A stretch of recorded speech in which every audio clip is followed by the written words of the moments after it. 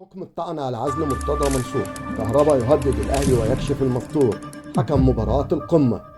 بسم الله الرحمن الرحيم. اهلا بكم في قناة زملكاوي. ازيكم يا جماعة؟ عاملين ايه؟ يا رب تكونوا بخير وبصحة جيدة. النهارده هنتكلم في 3 مواضيع مهمة جدا. يا ريت يعجبكم ال3 مواضيع ديت، ويا ريت تكملوا الفيديو للاخر. واذا عجبكم هذا الفيديو يا ريت تعملوا لي لايك وشير وتشتركوا في القناة. الموضوع الأول إن هو كان في اليوم في قضية بيطعن فيها مرتضى منصور وكذلك وزارة الشباب والرياضة معا. القضية ديت بعدم دستورية الحكم اللي طلع بعزل المستشار مرتضى منصور من منصبه. وطبعا ليه؟ لأن اللي قام بالقضية ديت أصلا ناس مشطوبين من الجمعية العمومية. ومنطوق الحكم النهارده اللي طلع هو ان المحكمه الاداريه العليا تؤجل حكم الطعن على عزل المستشار مرتضى منصور من رئاسه نادي الزمالك الى جلسه غدا الاحد. يعني بكره باذن الله هيطلع الحكم. توقعي انا ان هو بكره الحكم هيكون في صف مرتضى منصور، وسيعيد بكره مرتضى منصور الى نادي الزمالك. ليه؟ لعدم دستورية الحكم. لأن الحكم ده لما خرج على اللائحة الاسترشادية، واللائحة الاسترشادية ديت أصلا ملغية بحكم دستوري. يعني الحكم طلع عليها على أساس اللائحة الاسترشادية، ولكن اللائحة الاسترشادية ديت أصلا اتلغت. فيعتبر الحكم الأولاني يعتبر ملغي. فبإذن الله بكرة الحكم هيجي بكرة هيبقى في صف المستشار مرتضى منصور. ده الموضوع الأولاني. الموضوع الثاني اللي أنا عايز أتكلم فيه هو قصة المبادئ والأخلاق. النادي الأهلي لو مصلحته في حاجة معينة تبدو للبعض إنها ضد المبادئ والأخلاق، أدور على ممر لتمرير هذه الحاجة. طب هيظهر ده إزاي؟ خرج علينا امبارح اليوتيوبر الأول لنادي الأهلي. اليوتيوبر ده الأهلي بيستخدمه دايما للضغط على لاعب معين أو تمرير معلومة معينة للجمهور، او تغيير وجهة نظر الجمهور في موضوع معين جدا. خرج اليوتيوبر واتكلم على موضوع كهرباء. قال ايه؟ تم وعد اللاعب بسداد نصف الغرامة. ده اول حاجة. بس طبعا وعدوه بطريقة شفهية. يعني بعد تألق اللاعب حصل ضغوط من جماهير الاهلي لبقاء اللاعب. وبرضه يعني وحصل كمان ضغوط اعلامية على مجلس الإدارة. يعني في ضغوط من اتجاهين، ضغوط إعلامية وضغوط جماهيرية على مجلس الإدارة. الأهلي قام بجمع 50 مليون جنيه وحطهم له في حساب، والباقي المفروض ان اللاعب هو اللي يدفعه، ولكن اللاعب بيماطل في الدفع.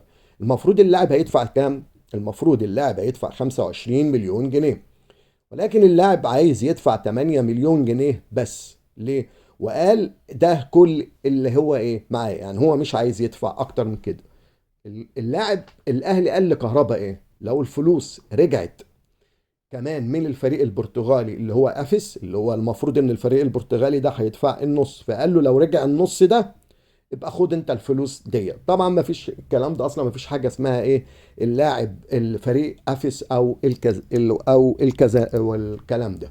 وكذلك اداره الاهلي بتحمله مسؤوليه ايقافه مجددا، لان لو تم ايقافه سيتم سحب ال 50 مليون جنيه اللي الاهلي حطهم له ايه في الحساب.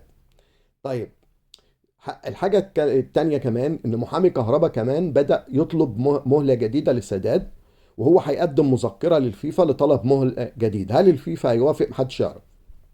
طيب، السؤال دايما اللي بيراود البعض، هل ممكن ان احنا نسوق كهربا في الوقت الحالي؟ ما ينفعش.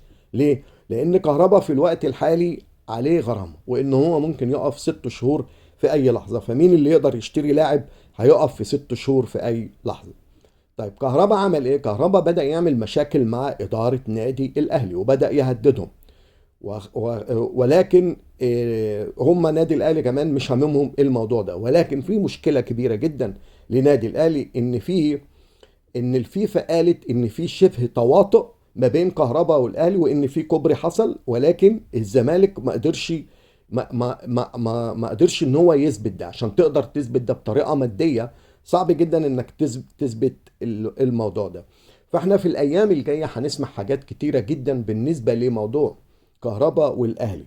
طيب، مين اللي هيكسب او ايه اللي هيحدث؟ طبعا ده في علم الغيب، ولكن الحرب اللي جايه هتكون قويه جدا جدا ما بينهم. لان انا كمان بصراحه مبسوط جدا ان اللي حصل ما بينهم، لان كهربا عمل كتير جدا في نادي الزمالك، ان هو خسر نادي الزمالك دوري بان هو مشى في اخر 3 مباريات، وكانوا اهم 3 مباريات في الدوري، وكان بيستفز جمهور نادي الزمالك بطريقة مستفزة جدا، وكان بيضايق الناس جدا جدا. فانا بتمنى بصراحة ان هو ياخد عقابه اللي هو يستحقه.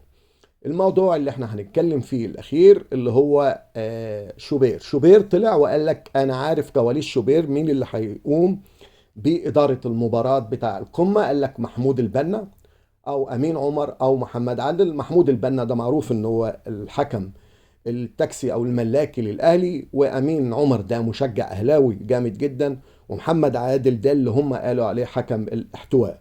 يبقى هو ده شوبير، وهم دولت ال3. ولكن الزمالك طبعا طالب حكم اجنبي، ودلوقتي اداره اتحاد الكره المصري بتفكر في حكم اجنبي. مش عارفين ايه اللي هيحدث، هل هيبقى حكم اجنبي ولا حكم مصري. والى اللقاء ومع الف سلامه.